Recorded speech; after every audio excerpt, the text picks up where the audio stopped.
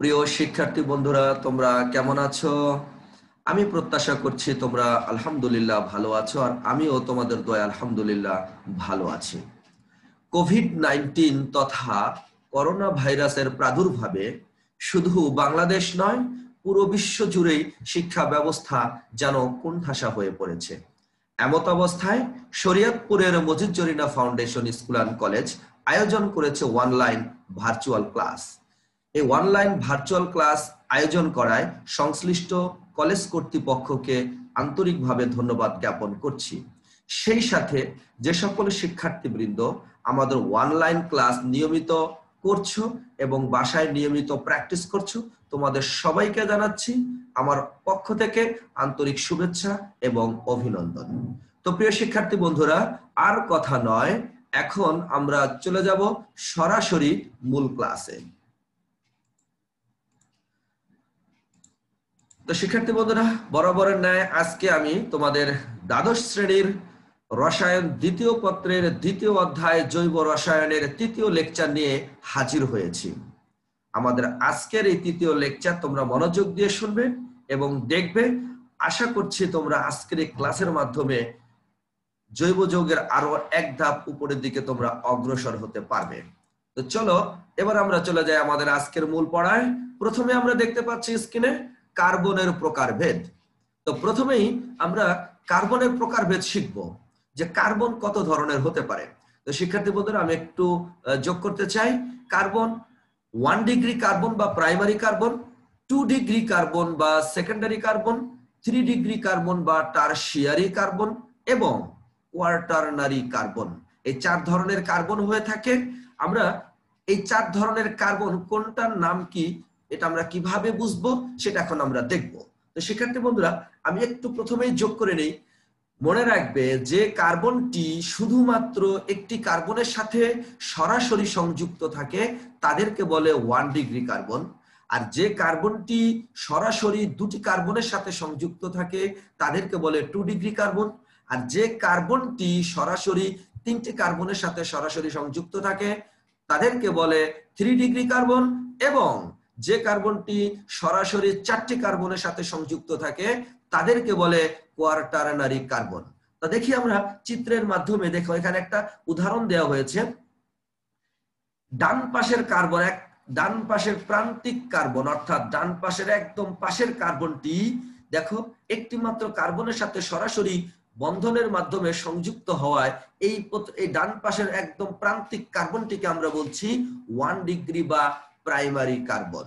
এবং তার ঠিক পাশের কার্বনটির ক্ষেত্রে লক্ষ্য করো, এই কার্বনটি ডান পাশের একটি কার্বনের সাথে আবার বাম পাশের একটি কার্বনের সাথে সংযুক্ত হওয়ায় এই কার্বনটিকে আমরা বলছি 2 ডিগ্রি কার্বন। এই কার্বনটিকে আমরা বলছি 2 ডিগ্রি কার্বন, কারণ এটি দুই পাশের দুটি কার্বনের সাথে সংযুক্ত রয়েছে। তার ঠিক পাশের কার্বন লক্ষ্য করো, স্ক্রিন আমরা দেখতে পাচ্ছি, তোমরা মাউস পয়েন্টার লক্ষ্য করো। দেখো এই কার্বনটি ডান পাশের একটা কার্বনের সাথে সংযুক্ত আছে, বাম পাশের একটি কার্বনের সাথে সংযুক্ত আছে এবং উপরে মিথাইল মূলকের একটি কার্বনের সাথে সংযুক্ত রয়েছে। অর্থাৎ এই কার্বনটি সরাসরি 3টি কার্বনের সাথে সংযুক্ত হওয়ায় এর নাম হয়েছে 3 ডিগ্রি বা টারশিয়ারি কার্বন। তার ঠিক একদম বাম পাশের কার্বনের দিকে লক্ষ্য করো, এই কার্বনটি ডান পাশের একটা কার্বন, বাম পাশের একটি কার্বন, উপরের একটি কার্বন, নিচের একটি কার্বন, মোট 4টি কার্বনের সাথে সরাসরি সংযুক্ত থাকায় এই কার্বনটিকে আমরা বলছি কোয়াটারনারি কার্বন। তো শিক্ষার্থী বন্ধুরা, তোমরা কার্বনের প্রকারভেদ দেখতে পেলে, একটা হচ্ছে 1 ডিগ্রি কার্বন, একটা হচ্ছে 2 ডিগ্রি কার্বন, একটা হচ্ছে 3 ডিগ্রি কার্বন এবং আরেকটা হচ্ছে কোয়াটারনারি কার্বন। অর্থাৎ যে কার্বনটি একটি মাত্র কার্বনের সাথে সরাসরি অ্যাডজাস্ট থাকে অর্থাৎ সংযুক্ত থাকে তাদেরকে আমরা বলছি 1 ডিগ্রি বা প্রাইমারি কার্বন। দুইটা কার্বনের সাথে যে কার্বনটি সরাসরি সংযুক্ত তাদেরকে আমরা বলছি 2 ডিগ্রি কার্বন বা সেকেন্ডারি কার্বন, আর যে কার্বনটি সরাসরি 3টি কার্বনের সাথে সংযুক্ত থাকে তাদেরকে আমরা বলছি 3 ডিগ্রি বা টারশিয়ারি কার্বন। অপরদিকে যে কার্বনটি 4 দিকের 4টি কার্বনের সাথে সরাসরি সংযুক্ত তাদেরকে আমরা বলছি কোয়াটারনারি কার্বন। তো শিক্ষার্থী বন্ধুরা, আমি আশা করছি তোমরা এখন থেকেই কার্বনের প্রকারভেদ কখনো ভুল করবে না। তোমরা একটা যৌগ দেখে সহজেই তুমি নির্ণয় করতে পারবে কোন কার্বনটা কোন ধরনের কার্বন। তো এবার চলো আমরা পরবর্তী টপিকসে চলে যাই। আমরা দেখতে পাচ্ছি স্ক্রিনে word root, prefix and suffix কি। তো প্রথমেই আমরা ওয়ার্ড রুট শিখবো, এরপরে প্রিফিক্স শিখবো, এরপরে সাফিক্স শিখবো। তো প্রথমেই দেখো, ওয়ার্ড রুটের পূর্বে যে পদটি বসানো হয় তাকে বলে প্রিফিক্স। অর্থাৎ ওয়ার্ড রুট মানে হচ্ছে মূল শব্দ। এই মূল শব্দের পূর্বে আমরা যে পদটি ব্যবহার করি তাকে আমরা কি বলি? প্রিফিক্স। এবং ওয়ার্ড রুটের পরে যে পদটি আমরা বসাই সেটিকে আমরা বলছি সাফিক্স। ওয়ার্ড রুটের পূর্বে তোমরা ইংলিশ গ্রামারেও তোমরা প্রিফিক্স এবং সাফিক্স শব্দটির সাথে পরিচিত আছো। অর্থাৎ ইংলিশ গ্রামারের ক্ষেত্রেও মূল শব্দের পূর্বে অনেক সময় প্রিফিক্স যোগ করতে হয়, অনেক সময় মূল শব্দের পরে তোমার সাফিক্স যোগ করতে হয়। অর্থাৎ মূল শব্দের পূর্বে যে পদটা আমরা ব্যবহার করব সেটা হচ্ছে প্রিফিক্স, আর মূল শব্দের পরে যেই পদটা আমরা ব্যবহার করব তাকে বলবো আমরা সাফিক্স। আমরা একটু ক্লিয়ার হয়ে নেই, একটি স্পষ্ট উদাহরণ দেখতে পাচ্ছি। দেখো, 2 মিথাইল বিউটান 1 ওয়াল। 2 মিথাইল বিউটান 1 ওয়াল। এই উদাহরণের দিকে একটু খেয়াল করো। এখানে এই যে বিউটান, অর্থাৎ বিউট থেকে বিউটান শব্দটা এসেছে। এই বিউট থেকে বিউটান, এই বিউটান শব্দটাই হচ্ছে মূল শব্দ, ওয়ার্ড রুট। অর্থাৎ এই মাউস পয়েন্টার দিকে লক্ষ্য করো, এই বিউটানটাই হচ্ছে মূল শব্দ। এই মূল শব্দের পূর্বে দেখো মিথাইল যুক্ত হয়েছে, আবার মূল শব্দের পরে দেখো অল যুক্ত হয়েছে। তাহলে এই যে মূল শব্দের পূর্বে মিথাইল যুক্ত হয়েছে, এই মিথাইলটা হচ্ছে প্রিফিক্স। আর মূল শব্দের পরে ওয়াল যুক্ত হয়েছে, এই ওয়ালটা হচ্ছে সাফিক্স। দেখো, এই যে মিথাইলের দিকে আমি প্রিফিক্স লিখেছি, বিউটান হচ্ছে ওয়ার্ড রুট, ওয়াল হচ্ছে সাফিক্স। অর্থাৎ মূল শব্দের পূর্বে যে শব্দটি থাকে তাকে আমরা বলি প্রিফিক্স, মূল শব্দের পরে যে পদটি থাকে তাকে আমরা বলি সাফিক্স। তাহলে আমরা এখন খুব সহজেই একটা যৌগের নামকরণ থেকে সহজে আমরা আইডেন্টিফাই করতে পারবো কোনটি ওয়ার্ড রুট, কোনটি প্রিফিক্স এবং কোনটি সাফিক্স। ওয়ার্ড রুট এর পূর্বে যা বসে সেটা হচ্ছে, পূর্বের যে পদটি বসে তাকে আমরা বলছি প্রিফিক্স, আর ওয়ার্ড রুটের পরে যে পদটি বসে তাকে আমরা বলছি সাফিক্স। তো শিক্ষার্থী বন্ধুরা, আশা করছি তোমরা word root, prefix and suffix স্পষ্ট বুঝতে পেরেছো। চলো এবার আমরা পরবর্তী টপিকসে চলে যাই। এবার আসি সাফিক্স। আমরা সাফিক্সের সাথে একটু পরিচিত হব। কিছু মূলক রয়েছে যা শুধুমাত্র সাফিক্স হিসেবে ব্যবহৃত হয়, এটা তোমাদের জানা থাকা উচিত। এটা তোমাদের জানা থাকা উচিত যে কিছু কিছু মূলক রয়েছে যারা শুধু সাফিক্স হিসেবেই ব্যবহৃত হয়। যে প্রথমে আমরা দেখতে পাচ্ছি বন্ড SO3H, এটার নাম হচ্ছে সালফোনিক অ্যাসিড মূলক। বন্ড COX এর নাম হচ্ছে ওইল হ্যালাইড মূলক। কার্বন কার্বন দ্বিবন্ধন, এটা হচ্ছে ইন, অর্থাৎ এই সাফিক্সের নাম হচ্ছে ইন। কার্বন কার্বন ত্রিবন্ধন, এর সাফিক্সের নাম হচ্ছে আইন। অর্থাৎ যখন তুমি বন্ড SO3H সাফিক্স হিসেবে ব্যবহার করবা তখন তার নাম কি হবে? Sulphonic acid. যখন তুমি বন্ড COX সাফিক্স হিসেবে ব্যবহার করবা তখন তার নাম হবে ওইল হ্যালাইড। যখন তুমি কার্বন কার্বন দ্বিবন্ধনকে সাফিক্স হিসেবে ব্যবহার করবা তখন তার নাম হবে ইন। যখন তুমি কার্বন কার্বন ত্রিবন্ধনকে সাফিক্স হিসেবে ব্যবহার করবে তখন তার নাম হবে আইন। তো শিক্ষার্থী বন্ধুরা, এই কয়টা মূলকের শুধুমাত্র সাফিক্স নাম রয়েছে। এবার আমরা চলে যাই পরবর্তীতে যে সকল মূলকের শুধু প্রিফিক্স নাম আছে সেগুলো আমরা দেখব। প্রিফিক্স অর্থাৎ ওয়ার্ড রুটের পূর্বে বসবে।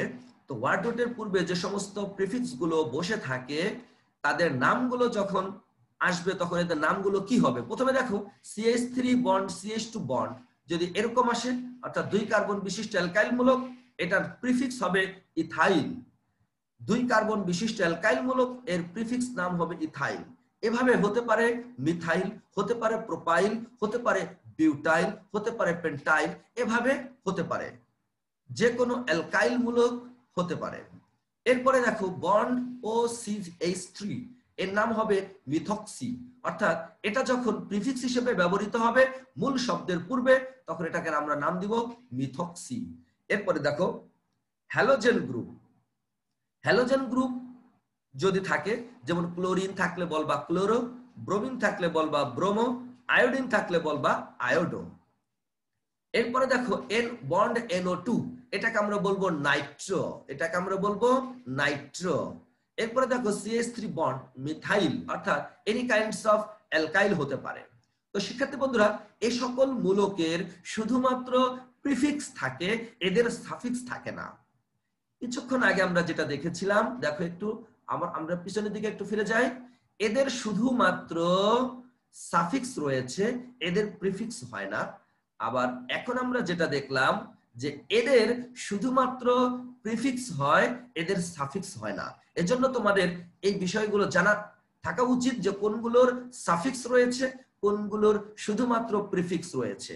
এখন শিক্ষার্থী বন্ধুরা আমরা দেখব যে কিছু কিছু মূলক রয়েছে যাদের সাফিক্স এন্ড প্রিফিক্স উভয়ই রয়েছে। তোমরা ইতোমধ্যে স্ক্রিনে দেখতে পাচ্ছ যে যে সকল মূলকের শুধু সাফিক্স এন্ড প্রিফিক্স নাম আছে।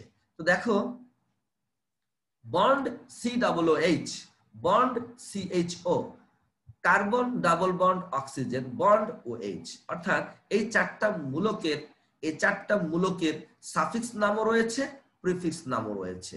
তো শিক্ষার্থী বন্ধুরা, যখন প্রিফিক্স হিসেবে বন্ড COOH ব্যবহৃত হবে তখন তার নাম হবে কার্বক্সি। আবার যখন সাফিক্স হিসেবে ব্যবহৃত হবে তখন নাম হবে ওইক অ্যাসিড।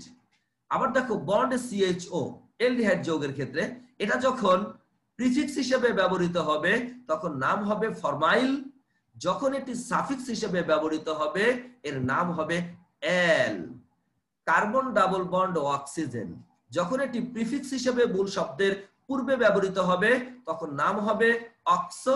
আর যখন এটি মূল শব্দের পরে ব্যবহৃত হবে নাম হবে ওন, অর্থাৎ যখন এটি সাফিক্স হিসেবে ব্যবহৃত হবে এর নাম হবে ওন। এরপরে দেখো বন্ড OH, এটি যখন সাফিক্স হিসেবে ব্যবহৃত হবে তখন আমরা বলবো হাইড্রক্সি। আর যখন এটি যখন প্রিফিক্স হিসেবে ব্যবহৃত হবে তখন হবে হাইড্রক্সি। আর যখন সাফিক্স হিসেবে ব্যবহৃত হবে তখন হবে ওয়াল।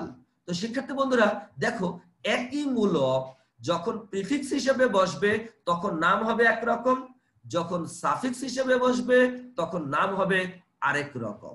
অর্থাৎ মূল শব্দের পূর্বে এগুলো বসলে হবে একরকম নাম, মূল শব্দের পরে বসলে হবে আরেক রকম নাম। এজন্য তোমাদের এই নামগুলোর তালিকাও তোমাদের মেমোরাইজে থাকা উচিত, কারণ এগুলো যখন প্রিফিক্স হিসেবে বসাবা তখন একভাবে নামটা লিখবা, যখন সাফিক্স হিসেবে বসাবা তখন আরো একভাবে নামটি বসাবা। তো শিক্ষার্থী বন্ধুরা, আমি আশা করছি যে সাফিক্স কারা, প্রিফিক্স কারা এবং সাফিক্স এবং প্রিফিক্স উভয় রূপেই আচরণ করে এমন মূলকগুলো কারা এখন তোমরা স্পষ্ট বুঝতে পেরেছো। আশা করি পরবর্তীতে আর এ ধরনের তোমাদের কনফিউশন থাকবে না। তো চলো এবার আমরা পরবর্তী টপিকসে চলে যাই। আজ থেকেই শুরু হয়ে গেল, এতক্ষণ আমরা জৈব যৌগের নামকরণের জন্য আমাদের যে বিষয়গুলো জানা থাকা উচিত এবং জানা দরকার সেই বিষয়গুলো আমরা জেনে নিলাম। এখন আমরা সরাসরি নামকরণে চলে যাব। প্রথমে আমরা হেডলাইনে দেখতে পাচ্ছি নমিনিক্লেচার অফ অ্যালকেন, অর্থাৎ অ্যালকেনের নামকরণ। তো অ্যালকেনের নামকরণ আজকে আমরা শিখব।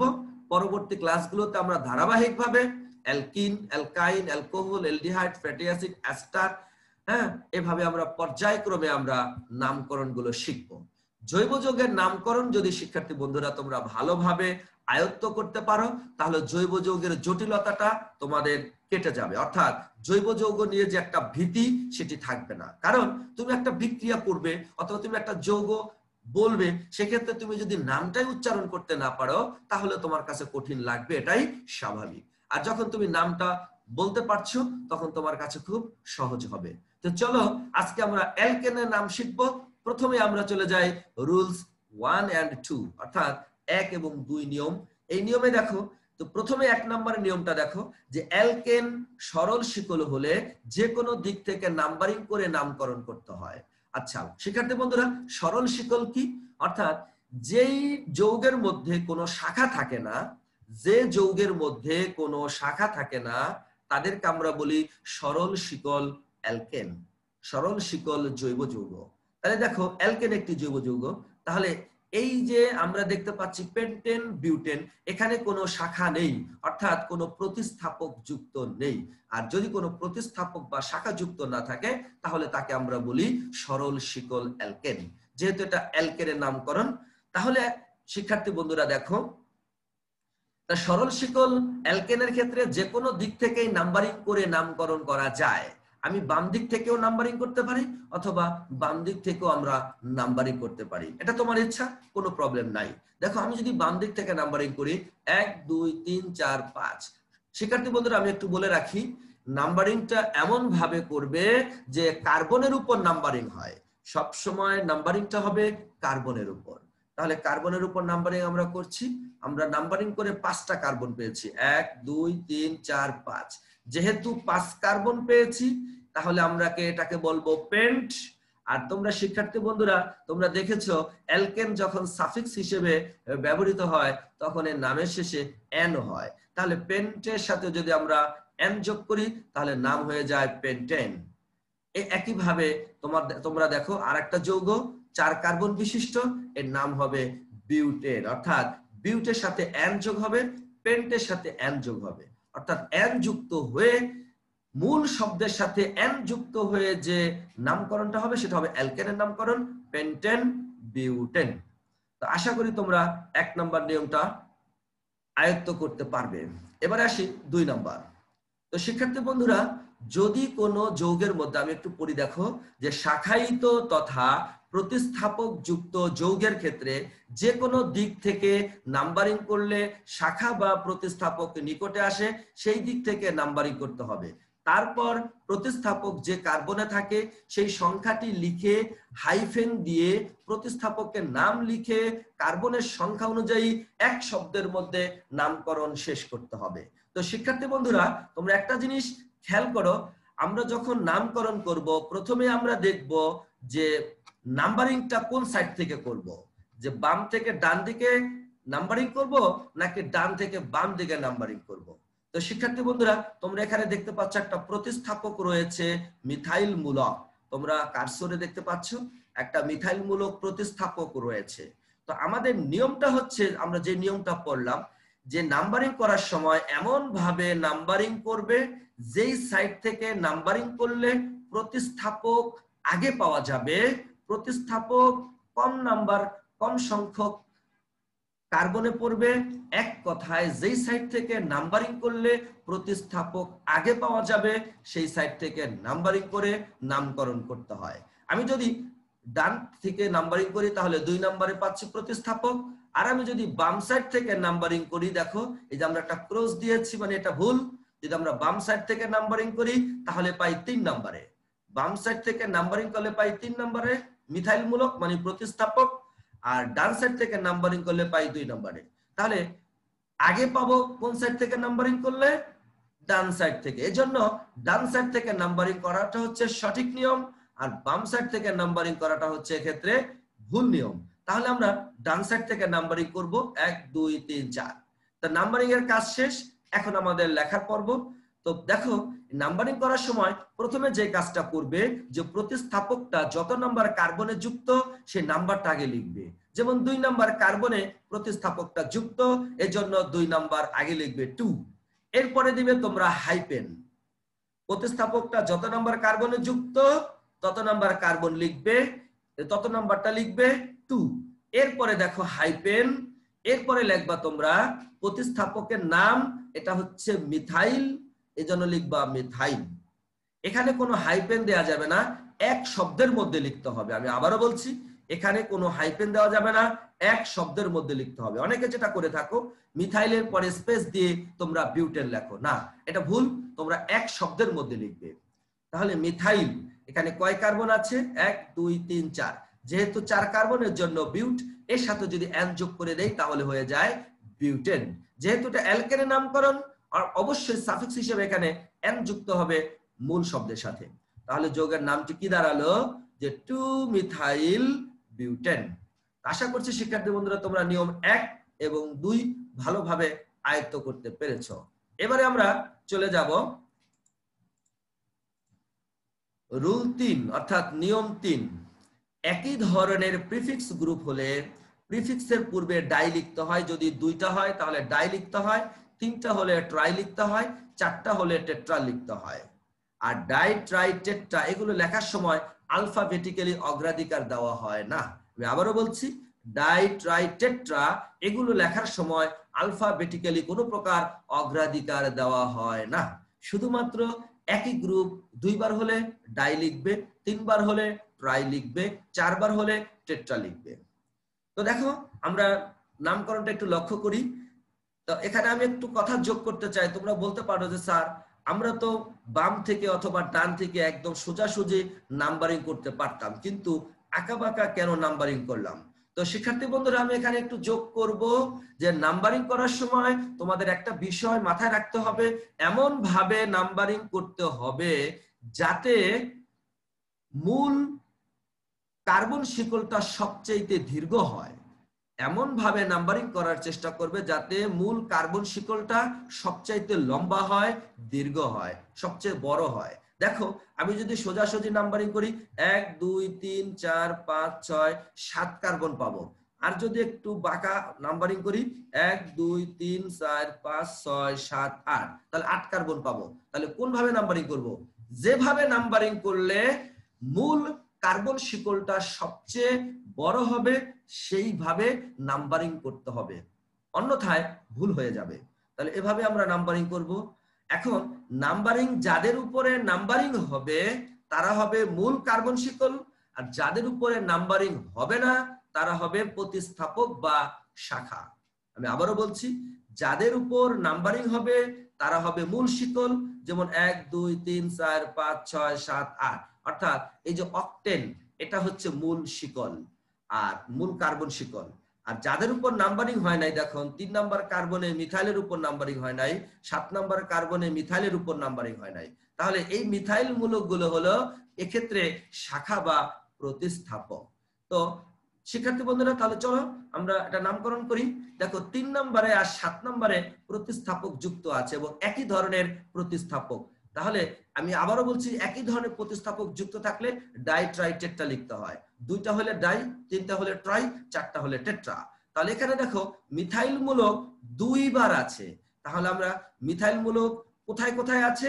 3 নাম্বার কার্বনে আছে আর 7 নাম্বার কার্বনে আছে। তাহলে তোমরা লিখবা 3,7, 3,7, এর মানে 3 নাম্বার কার্বনে আছে আর 7 নাম্বার কার্বনে আছে। এরপরে দিবা হাইপেন।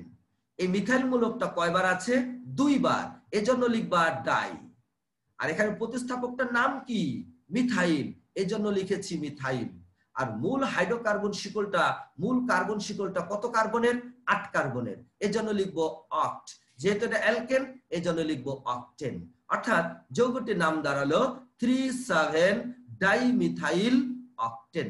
তো শিক্ষার্থী বন্ধুরা একইভাবে তোমরা এই যৌগটির নামকরণও দেখো, যে 2,2,4 ট্রাইমিথাইল হেক্সেন। অর্থাৎ 2 নাম্বার কার্বনে 2টা মিথাইল মূলক রয়েছে, উপরে একটা নিচে একটা। আর 4 নাম্বার কার্বনে রয়েছে একটা মিথাইল মূলক, অর্থাৎ একটা প্রতিস্থাপক। যেহেতু 2 নাম্বারের আছে 2টা মিথাইল মূলক, এর জন্য লেখার সময় লিখবা 2,2। তাহলে এই 2,2 এই কথার অর্থ হচ্ছে 2 নাম্বার কার্বনে 2টা শাখা বা প্রতিস্থাপক রয়েছে। আর 4 এই কথার অর্থ হলো 4 নাম্বার কার্বনে একটা প্রতিস্থাপক বা শাখা রয়েছে। এরপরে হাইপেন। এরপরে যেহেতু 3টা শাখাই একই রকম অর্থাৎ মিথাইল, এজন্য লিখবা ট্রাই মিথাইল। এরপরে যেহেতু মূল হাইড্রোকার্বন শিকল 6 কার্বনের, এজন্য নাম দিবা হেক্সেন। তাহলে যৌগটির নাম দাঁড়ালো 2,2,4 ট্রাইমিথাইল হেক্সেন। তো শিক্ষার্থী বন্ধুরা নিয়ম 3 তোমরা আশা করি বুঝতে পেরেছো। এরপরে আমরা চলে যাব নিয়ম 4। ভিন্ন ধরনের প্রিফিক্স গ্রুপ বা প্রতিস্থাপক উপস্থিত থাকলে নিয়ম অনুযায়ী নাম্বারিং করে বর্ণ ক্রমানুসারে অগ্রাধিকার দিয়ে নামকরণ করতে হয়। আমি আরো সহজ করে বলছি যে নামকরণ করার সময় যদি একাধিক প্রতিস্থাপক আসে সেক্ষেত্রে ভিন্ন ভিন্ন প্রতিস্থাপক, একই ধরনের প্রতিস্থাপক আসলে তো আমরা আগের নিয়মে করব, 3 নাম্বার নিয়মে ডাই ট্রাইটেটটা যোগ করব। আর যদি ভিন্ন ভিন্ন প্রতিস্থাপক বা শাখা যুক্ত হয় সেক্ষেত্রে আমরা ইংরেজি নামের আদ্যক্ষর অনুসারে করব, অর্থাৎ ইংরেজি নামের যে তোমার বর্ণগুলো আছে, যেই বর্ণটা আগে আছে সেই বর্ণেরটা আগে লিখব, আর যে বর্ণটা পরে আছে সেই বর্ণটা আমরা পরে লিখব, অর্থাৎ ইংরেজি নামের আলফাবেটিক্যালি আমরা অগ্রাধিকার দিব।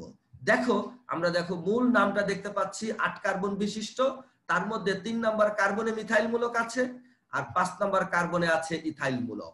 এখন শিক্ষার্থী বন্ধুরা, মিথাইল মূলক লিখতে আলফাবেটিক্যালি আসে বড় হাতের এম, আর ইথাইল মূলক লিখতে আসে বড় হাতের ই। তাহলে তোমরা সহজেই অবগত যে ইংরেজি নামের প্রথমে কে আসে, এম আসে নাকি ই আসে? অবশ্যই ই আসে।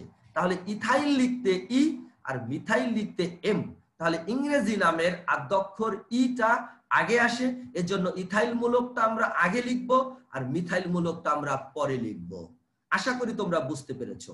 দেখো এজন্য আমরা আগে ইথাইল মূলকটার নামকরণ করেছি, লিখেছি 5 ইথাইল, এরপরে লিখছি হাইপেন 3 মিথাইল, 3 লিখে হাইপেন মিথাইল, এরপরে 8 কার্বন বিশিষ্ট অক্টেন, কোনো প্রকার স্পেস দেয়া যাবে না। তাহলে 5 ইথাইল 3 মিথাইল অক্টেন। তো তোমাদের ভিতরে ছোট ছোট প্রশ্ন যাচ্ছে যে 3 মিথাইল তো আগে লিখতে পারতাম না, কারণ মিথাইল লিখতে এম লাগে, ইথাইল লিখতে ই লাগে। ইংরেজি নামের প্রথমে আসে ই, পরে আসে এম, এজন্য বর্ণ ক্রমানুসারে, বর্ণের ক্রম অনুসারে আমরা এখানে অগ্রাধিকার দিব, এজন্য ইথাইলটা আগে চান্স পাবে, এরপরে মিথাইল, এজন্য নামকরণটা হয়েছে 5 ইথাইল 3 মিথাইল অক্টেন। একইভাবে তোমরা দেখো 2 ক্লোরো 2 মিথাইল প্রোপেন। কেন? কারণ ক্লোরো লিখতে সি লাগে, মিথাইল লিখতে এম লাগে, সি আগে না এম আগে? সি আগে, এজন্য ক্লোরোটা আগে বসবে, মিথাইলটা পরে বসবে, 2 ক্লোরো 2 মিথাইল প্রোপেন। একইভাবে দেখো 2 ক্লোরো 2 3 ডাইমিথাইল পেন্টেন, অর্থাৎ ক্লোরো লিখতে সি আগে আসে, মিথাইল লিখতে এম পরে আসে, 2 নাম্বার কার্বনে ক্লোরিন আছে এজন্য লিখবো 2 ক্লোরো, এরপরে 2 নম্বরে আর 3 নম্বরে আছে মিথাইল মূলক, এজন্য লিখবো 2 3, যেহেতু দুইটা আছে এজন্য ডাইমিথাইল, যেহেতু 5 কার্বন বিশিষ্ট এজন্য লিখবো পেন্টেন, অর্থাৎ 2 ক্লোরো 2 3 ডাইমিথাইল পেন্টেন। বুঝতে পেরেছো? তো শিক্ষার্থী বন্ধুরা তোমরা লক্ষ্য করো, একইভাবে তোমরা এই যৌগগুলোরও নামকরণ করতে পারবে। তো আমরা নিয়ম 1 2 3 4 এই নিয়মগুলো শিখলাম। প্রত্যেকটা নিয়ম ইম্পর্টেন্ট, প্রত্যেকটা নিয়মই ভালো মতো আয়ত্ত করবে। তোমরা আগে 1 এবং 2 শিখবে, এরপরে 3 এ যাবে, এরপরে পর্যায়ক্রমে 4 এ যাবে। চলো এবার আমরা নিয়ম 5 শিখি। দেখো তো 5 নাম্বার নিয়মে কি আছে, যে 5 নাম্বার নিয়মে আছে যে উভয় দিক থেকে নাম্বারিং করলে যদি শাখাগুলো একই সংখ্যক কার্বনে পাওয়া যায় সেক্ষেত্রে আমরা কিভাবে নাম্বারিং করব। দেখো আমরা যদি বাম দিক থেকে নাম্বারিং করি তাহলে 2 নাম্বার কার্বনে আমরা শাখা পাচ্ছি, আমরা যদি ডান দিক থেকে নাম্বারিং করি তাহলে আমরা 2 নাম্বার কার্বনে শাখা পাচ্ছি। ডান দিক থেকে নাম্বারিং করলেও আমরা মিথাইল মূলকটা পাচ্ছি 2 নম্বরে, আবার বাম দিক থেকেও নাম্বারিংটা করলে আমরা মিথাইল মূলকটা পাচ্ছি 2 নম্বরে। সেক্ষেত্রে আমরা বাম সাইড থেকে নাম্বারিং করব নাকি ডান সাইড থেকে নাম্বারিং করব? তো শিক্ষার্থী বন্ধুরা যদি এরকম কখনো হয় যে একই ভাবে পড়ে তাহলে কোন সাইড থেকে করব? সেক্ষেত্রে তোমরা দেখবা যে শাখা যদি একাধিক হয় তাহলে যেই সাইড থেকে নাম্বারিং করলে শাখাগুলোর, অর্থাৎ শাখাগুলো যে সমস্ত কার্বনে রয়েছে তাদের নাম্বারের যোগফল যেই সাইড থেকে সর্বনিম্ন হবে সেই সাইড থেকে নাম্বারিং করতে হবে। তো শিক্ষার্থী বন্ধুরা আমরা যদি বাম দিক থেকে নাম্বারিং করি তাহলে মিথাইল মূলকটা আছে 2 নম্বরে এজন্য 2 যোগ ইথাইল মূলকটা আছে 4 নম্বরে এজন্য যোগ 4, আরেকটা মিথাইল মূলক আছে এটা আছে 5 নম্বরে এজন্য 5, যোগ করলে হয় কত? 11। আর যদি আমি ডান দিক থেকে নাম্বারিং করি তাহলে মিথাইল মূলকটা 2 নাম্বার কার্বনে 2, ইথাইল মূলকটা 3 নাম্বার কার্বনের জন্য 3, আর মিথাইল মূলকটা 5 নাম্বার কার্বনের জন্য 5, যোগ করলে হয় 10। তো শিক্ষার্থী বন্ধুরা 11 আর 10 এই দুইটার মধ্যে সর্বনিম্ন কে 10, এজন্য যেই সাইড থেকে 10 পেয়েছো ওই সাইড থেকে নাম্বারিং করতে হবে, অর্থাৎ ডান সাইড থেকে বাম সাইডে নাম্বারিং করতে হবে। তো শিক্ষার্থী বন্ধুরা আমি আবারও বলছি, এরকম যদি কখনো হয় তখন তোমরা উভয় দিকে নাম্বারিং করবে। নাম্বারিং করে তোমরা দেখবা শাখাগুলো যে কার্বনে যুক্ত তার সংখ্যাগুলো যোগ করবে, এমন ভাবে যোগ করবে শাখাগুলো যে যে কার্বনে যুক্ত সেগুলো যোগ করবে। যোগ করার পর সর্বনিম্ন যেটা পাবে সেই সাইড থেকে নাম্বারিং করে নামকরণ করতে হবে। তো শিক্ষার্থী বন্ধুরা দেখো, এখন আমরা নাম্বারিং করব ডান সাইড থেকে। ডান সাইড থেকে নাম্বারিং করলে কি হয় দেখো, 2 নম্বরে মিথাইল, 3 নম্বরে ইথাইল, 5 নম্বরে মিথাইল। তাহলে ইথাইল আগে না মিথাইল আগে? অবশ্যই ইথাইল আগে। তাহলে কেন ইথাইল লিখতে ই লাগে? তাহলে আমরা লিখবো ইথাইলটা 3 নাম্বার কার্বনে 3 ইথাইল, এরপরে লিখবো 2 নম্বরে আর 5 নম্বরে মিথাইল 2,5 ডাইমিথাইল। যেহেতু দুইটা মিথাইল এজন্য লিখবো ডাইমিথাইল, আর যেহেতু 6 কার্বন বিশিষ্ট অ্যালকেন নাম লিখবো হেক্সেন। তাহলে বন্ধুরা কি দাঁড়ালো? 3 ইথাইল 2,5 ডাইমিথাইল হেক্সেন। তো আশা করি তোমরা 5 নম্বর নিয়মটাও শিখতে পেরেছো। তো শিক্ষার্থী বন্ধুরা এবার আমরা শিখব নিয়ম 6। তো নিয়ম 6 এর মধ্যে যে বিষয়টা রয়েছে, যদি কোনো অ্যালকেনের মধ্যে জটিল প্রতিস্থাপক যুক্ত থাকে তাহলে সেক্ষেত্রে জটিল প্রতিস্থাপকটা যেই কার্বনে যুক্ত থাকবে সেই নাম্বারটা আগে লিখবে। 5 নাম্বার কার্বনে যুক্ত, এজন্য 5 আগে লিখেছি। এরপরে তোমরা হাইপেন দিবে, এরপরে ফার্স্ট ব্রেকেট দিবে, এরপরে জটিল প্রতিস্থাপকের নামটা লিখবে, এরপরে ব্রেকেট ক্লোজ করবে, এরপরে তোমরা মূল অ্যালকেন যৌগটা লিখবে 9 কার্বন বিশিষ্ট, এজন্য হবে ননেন। অর্থাৎ জটিল প্রতিস্থাপক তোমরা কিভাবে চিনবে? যদি কোনো যৌগের মধ্যে শাখাটা তথা প্রতিস্থাপকটা এমন ভাবে হয় যে 4 কার্বন বা 4 কার্বনের বেশি এমন যদি হয়, অথবা ওই কার্বনের সাথে অর্থাৎ ওই শাখার কার্বনের সাথে আরো শাখা যুক্ত থাকে। যেমন দেখো এখানে 3 কার্বন বিশিষ্ট শাখা, এই 3 কার্বন বিশিষ্ট শাখার মধ্যে আবার আছে দেখো প্রথম কার্বনে একটা শাখা আছে মিথাইলমূলক, 2 নম্বর কার্বনে একটা শাখা আছে মিথাইলমূলক। অর্থাৎ শাখার মধ্যে যদি শাখা থাকে, মূল অ্যালকেন যৌগের ভিতরে যে শাখা থাকে সেই শাখা বা প্রতিস্থাপকের মধ্যে যদি আরো প্রতিস্থাপক বা শাখা থাকে তখন ওই প্রতিস্থাপকটিকে আমরা বলি জটিল প্রতিস্থাপক অর্থাৎ কমপ্লেক্স সাবস্টিটিউয়েন্ট। সেক্ষেত্রে তোমরা জটিল প্রতিস্থাপকটা আলাদা নাম্বারিং করবে আর মূল অ্যালকেন যৌগটিকে আলাদা নাম্বারিং করে নামকরণ করতে হবে। তো প্রথমে আমরা মূল যৌগটা নাম্বারিং করে 9টা কার্বন পেয়েছি 1 থেকে 9, আর যেটা জটিল প্রতিস্থাপক এটাকে আমরা নাম্বারিং করেছি 1 2 3, অর্থাৎ 1 নম্বরে প্রতিস্থাপক রয়েছে মিথাইলমূলক, 2 নম্বরে প্রতিস্থাপক রয়েছে মিথাইলমূলক। সেক্ষেত্রে তোমরা তাহলে প্রথমে জটিল প্রতিস্থাপকটি লিখবে 5, জটিল প্রতিস্থাপকটি 5 নম্বর কার্বনে যুক্ত হওয়ায় প্রথমে লিখবে 5, এরপরে হাইপেন ফার্স্ট ব্রেকেট, এরপরে লিখবা 1 নম্বর কার্বনে জটিল প্রতিস্থাপকের ক্ষেত্রে মিথাইলমূলক আছে আর 2 নম্বরে আছে মিথাইলমূলক, লিখবে 1 2 ডাইমিথাইল। যেহেতু এটা 3 কার্বন বিশিষ্ট জটিল প্রতিস্থাপক এজন্য লিখবো প্রোপাইল, এরপরে ব্র্যাকেট ক্লোজ করবে, এরপরে 9 কার্বন বিশিষ্ট অ্যালকেন ননেন, অর্থাৎ 5 হাইপেন 1 2 ডাইমিথাইল প্রোপাইল ননেন। একইভাবে 5 হাইপেন 1 2 ডাইক্লোরোপ্রোপাইল ননেন। তো শিক্ষার্থী বন্ধুরা আশা করছি অ্যালকেনের যতগুলো নিয়ম ছিল আমি সবগুলো নিয়ম তোমাদেরকে দেখালাম, বুঝাইলাম। এখন তোমাদের কাজ হলো এগুলো ভালোভাবে বোঝা, শোনা এবং পরবর্তীতে এগুলো ভালো মতো প্র্যাকটিস করবে। এর পরবর্তীতে আমরা অ্যালকিন এবং অ্যালকাইনের নামকরণ নিয়ে শিক্ষার্থী বন্ধুরা আমরা হাজির হব। আজ আর নয়, তোমরা ভালো থাকো, সুস্থ থাকো, সকলের সুস্বাস্থ্য কামনা করে আজকের অনলাইন ভার্চুয়াল ক্লাস এখানে শেষ করছি। আল্লাহ হাফেজ, টাটা, আবার দেখা হবে।